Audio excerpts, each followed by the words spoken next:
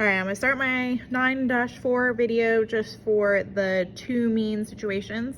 So this one says a study was done using a treatment group and a placebo group. The results are shown in the table that I've made for you.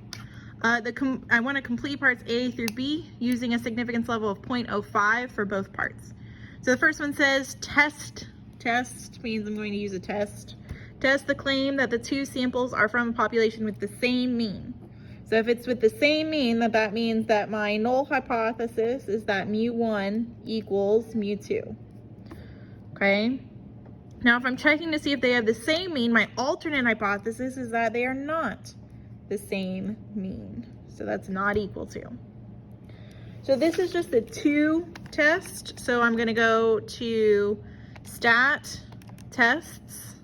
This is a two sample t-test. I have the statistics for it. I have all of the information for mu1.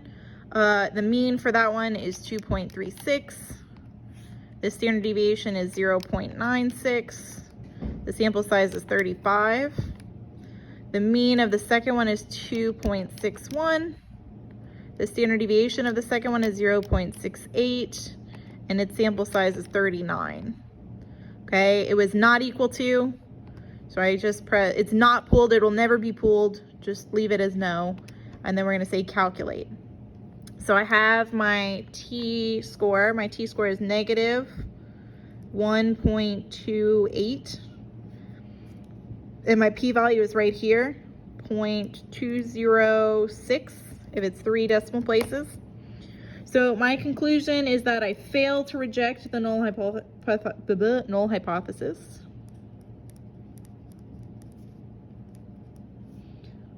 Because I have insufficient evidence. Insufficient evidence.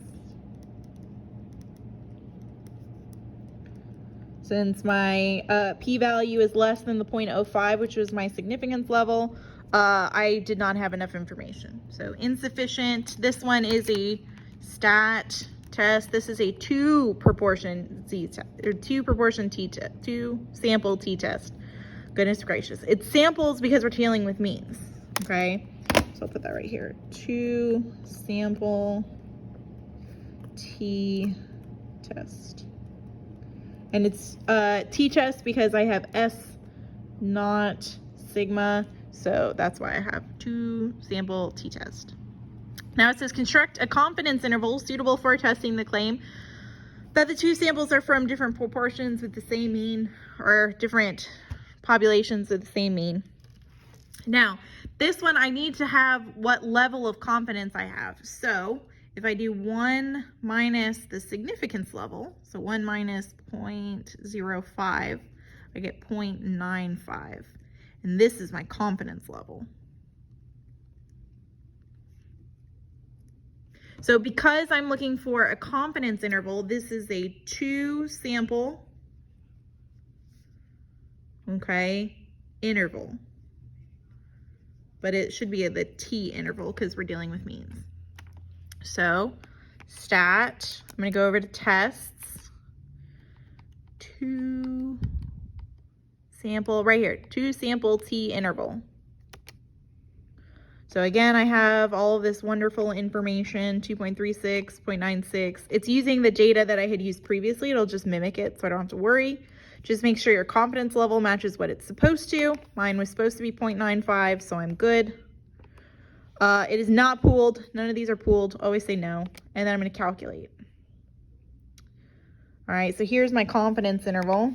Negative 0.6408 is less than mu1 minus mu2, which is less than 0.14082. So my conclusion is because 0 is in the interval,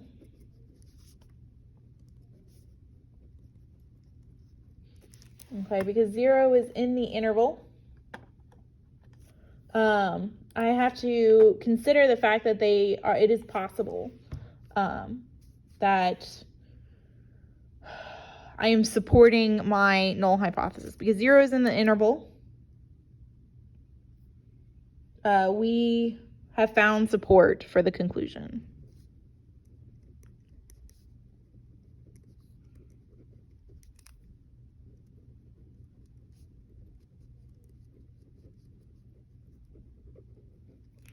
Running out of room. This is really hard to write on this little piece. Okay. So this is all they're going to ask for this particular question. So it's a 2-sample t-test for when I have 2 means. It is a 2-sample t-interval if I'm finding the interval. Okay, but this is it. There should only be 2 of these. Let me know if you need more help. Bye-bye.